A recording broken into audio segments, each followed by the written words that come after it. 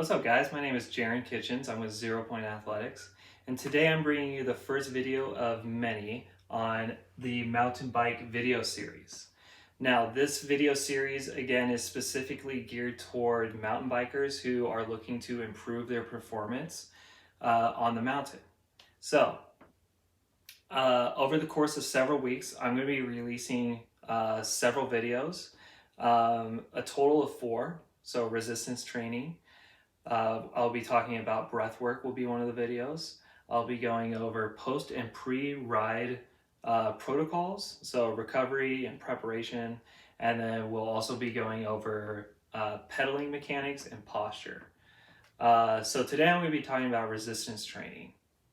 So first of all, I just want to state that I am not here to bash any kind of training modalities that are out there or whatever you're into. I'm not here to put any of that down. I'm simply here to offer a different perspective and an opinion on a deeper look of how we should be training for this sport specifically.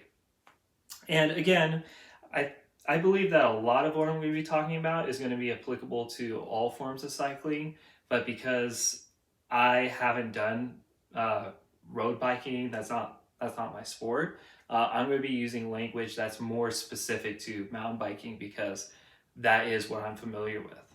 So let's talk about the S.A.I.D principle. Now, what is S.A.I.D? S.A.I.D is an acronym that stands for Specific Adaptations to Imposed Demands. So what does that mean?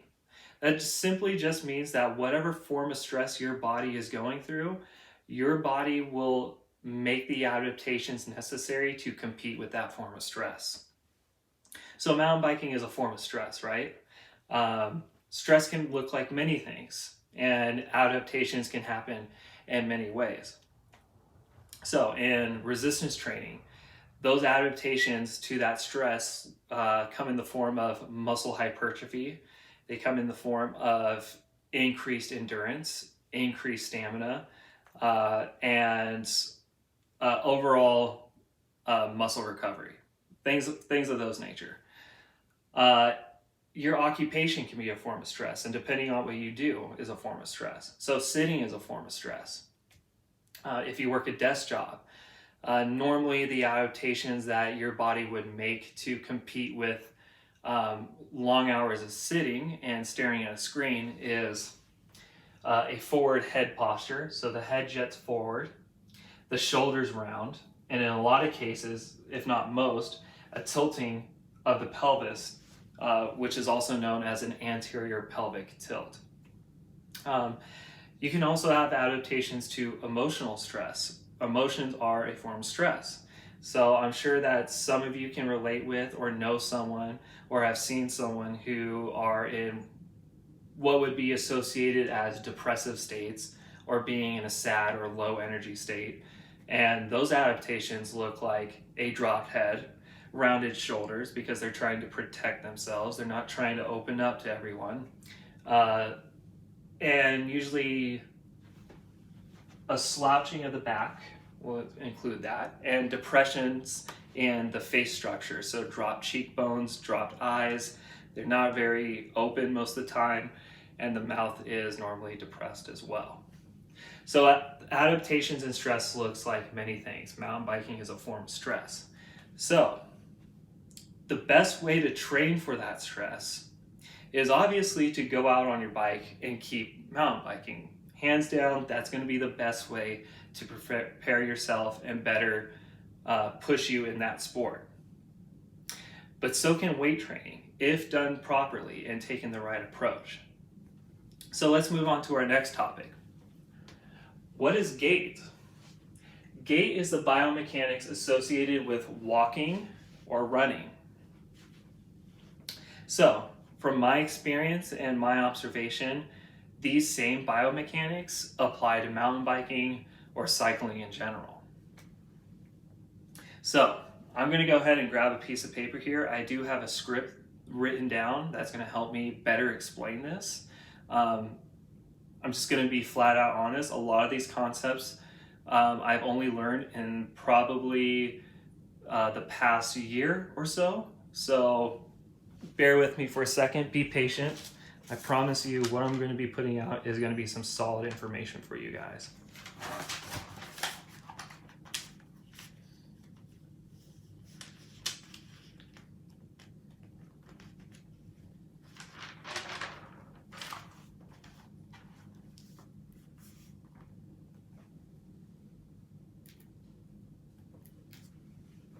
All right, so let's talk about a little bit about traditional forms of training. So again, not here to bash on any forms of training, just here to offer a different perspective. But traditionally, most training takes place in what's called the sagittal plane, or an up and down motion or vertical fashion. So Gait incorporates all planes of motion. So you have sagittal, which is up and down motion. You have frontal, which is side to side, and you have rotation. So Gait incorporates all of these things. You do all of that when you're mountain biking. So, and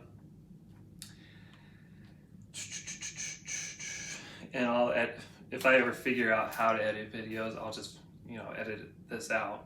So when walking and running, rotation of the trunk through the TVA, also known as the transverse abdominis, and through the T-spine or the thoracic spine, results in what's called contralateral reciprocation. So this means that as you initiate a step forward, or a step, whether it be forwards or backwards, as one arm goes into extension, the contralateral limb, so the opposing limb on the other side, so think right arm, left leg, the contralateral limb goes into flexion and vice versa. So what's happening here is those limbs go into extension and flexion. You are using what's called the anterior and posterior sling systems. Now, you can actually see that here. And let me try to get that stabilized. So what you have here incorporates the posterior lines of fascia. So this is also known as the functional line. And here on the anterior side, you have the anterior sling systems, also known as the spiral line. These essentially are lines of force your body moves through with the recoiling of fascia to move you forwards or backwards. So for example, if I take a step forward with my left leg, and as that hip and knee goes into flexion, when you take that step forward, the reciprocal action would be to rotate the rib cage.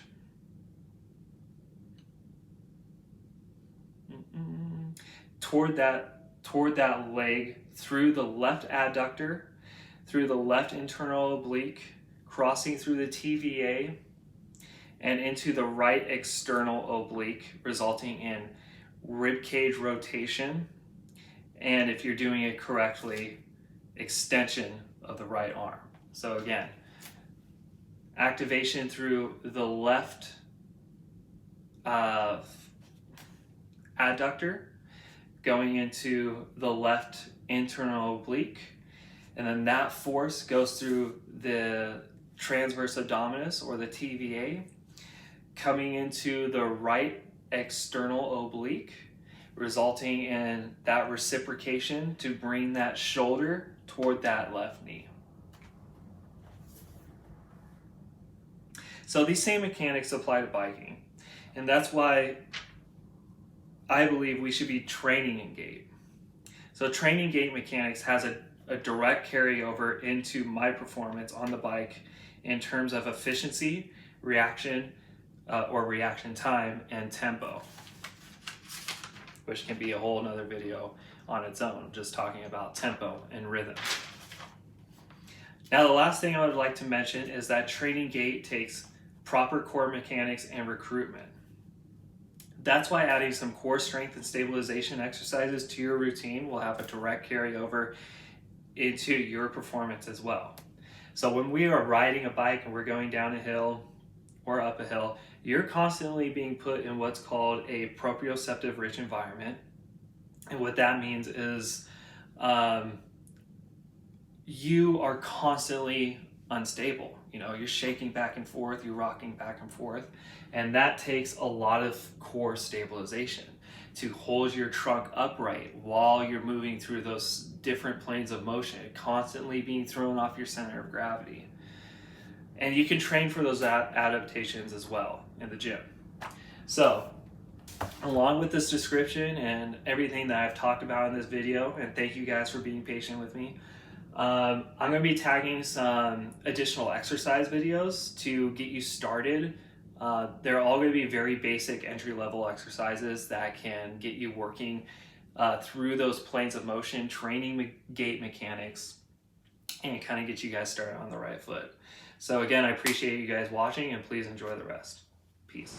Alright guys, now that we've talked a little bit about mountain biking and gait mechanics, let me give you a few exercises that you can start applying now that will help you start training in gait, contralateral reciprocation, working sling systems. So the first one I'm going to show you is for the anterior side of the body. We're working the anterior sling system. Now what you're going to do is you're going to grab a cable and you're going to load on the same side, so cable on the same side that's forward. We're going to get into a split stance position. Now what you're going to do is you're going to plant your feet into the floor. You're going to take a deep breath in.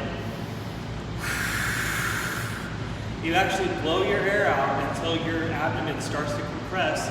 Your tailbone will slightly tuck under, which is going to help engage the glutes or be a product of engaging the glutes. You're going to pinch the floor together. From here, you're loaded with the cable. That same foot is forward. Now what you want to do is you want to rotate through the T-spine back toward the cable system, and as you propel yourself forward through the initiation of the press, you're going to step forward.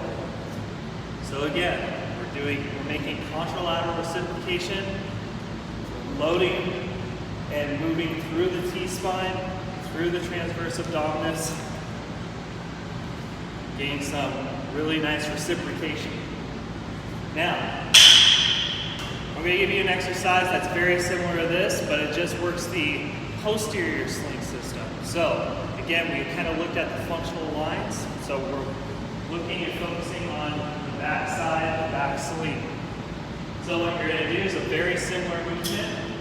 You're going to grab the cable, get into a split stance again, except you're going to load the arm on the opposite side of the leg. So from here, you're going to plant your feet into the floor, pinch the ground together, take a deep breath in. Blow all your air out until your abdomen compresses, your glutes turn on, and start to tuck the pelvis under. From here, you're going to rotate forward, you're going to bring that shoulder, lock it back, and retract that scapula. This is now going to load your lats.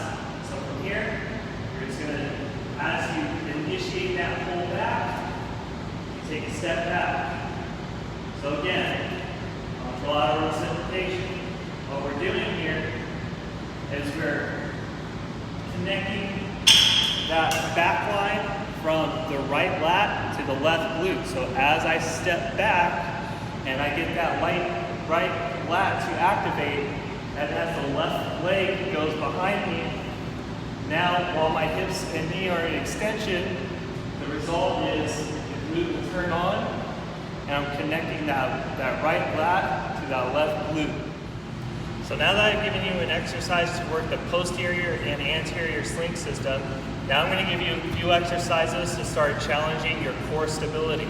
So this is really good for creating strength and core stabilization. Remember, I talked about as you're riding a bike and you're constantly shifting through different planes of motion, you're hitting things along the trail, you're constantly being put into that unstable environment. So you need some good core strength and stability to maintain that proper trunk position as you're performing your ride. So I'm going to give you a couple plank variations using a Bosu ball, which is a really great tool to simulate that same unstable environment. So what you're going to do is the first one, we're going to drop an elbow, and we're going to go into a side plank. So from here, you'll notice that my arm is directly stacked under my shoulder. I'm going to drive my torso away from the floor. I'm keeping my hips up and stable. I'm tucking my core in, and my legs should be aligned with my back. So from here, you can either just hold. Normally I like to do planks for 1 minute. And if you want a little bit of an extra challenge, you can do a dip. Dipping toward the floor and shifting back up as high as you can. So you want to work both sides. And the second one you can do, also very basic, is just a normal plank. So normally when I do planks, I like to drop on an elbow. So what I'll do is I'll put my elbow down on the Bosu ball. I'll get into a push-up plank position. And what I'll do is I want to activate my serratus anterior. So I'm going to push into the Bosu ball, coming more into kyphosis. I want to keep my chin tucked, breathing in and out of my nose. And what you're going to do is you're going to pull your abdomen in as hard as you can, and you can achieve that by taking a deep breath in and exhaling. So you want to exhale as hard as you can. When that happens, the core will contract, the glutes will turn on and engage, and you want to hold that and just breathe in through the nose and out the mouth if you need to, never breathing in through the mouth. And you're going to hold that for, I like to go anywhere between 45 seconds to a minute.